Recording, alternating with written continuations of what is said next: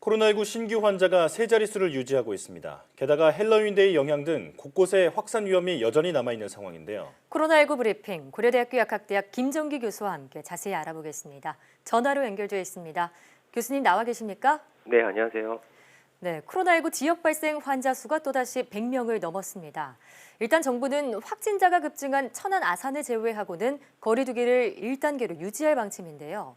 자, 정부의 이런 조치 우선 어떻게 평가하고 계십니까?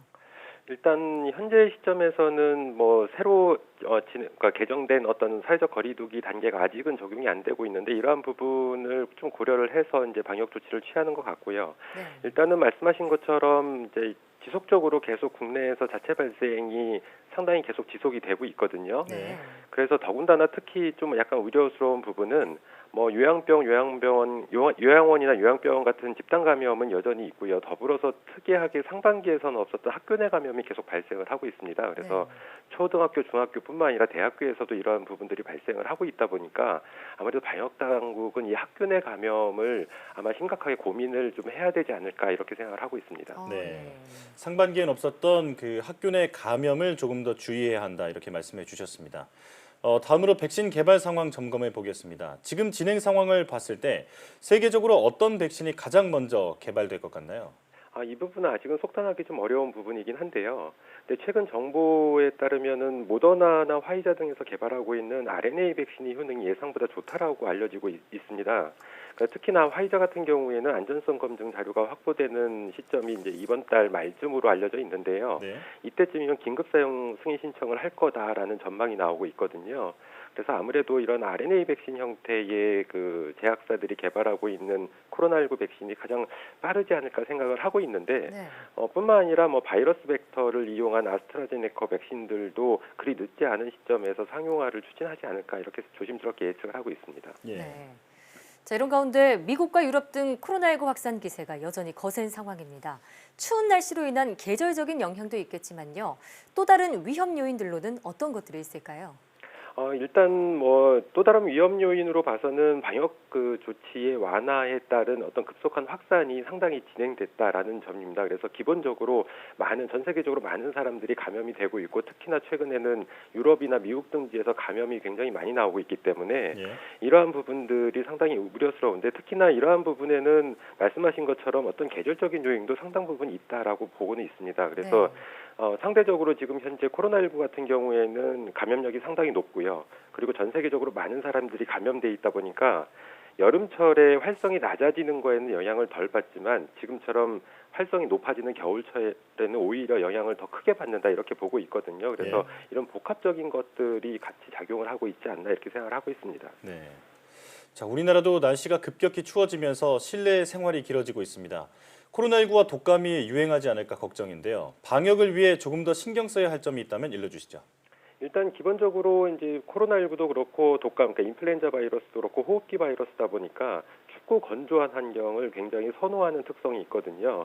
그렇다 보니까 실내 온도 관리나 습도 관리에 신경을 좀 쓰셔야 될 것 같고 더불어서 지금처럼 이제 겨울철 초반부에 들어갈 때에는 기온차가 일교차가 굉장히 크거든요. 그래서 이럴 때는 면역력 시스템 밸런스가 깨지게 되는 경향이 있습니다. 그래서 면역력 관리에 신경을 쓰셔야 되는데 기본적으로는 체온 관리가 가장 중요하다라고 보고 있고요. 여기에 더불어서 몸을 피곤하지 않게 하거나 음주나 흡연은 피하는 게 가장 좋다 이렇게는 보고 있습니다.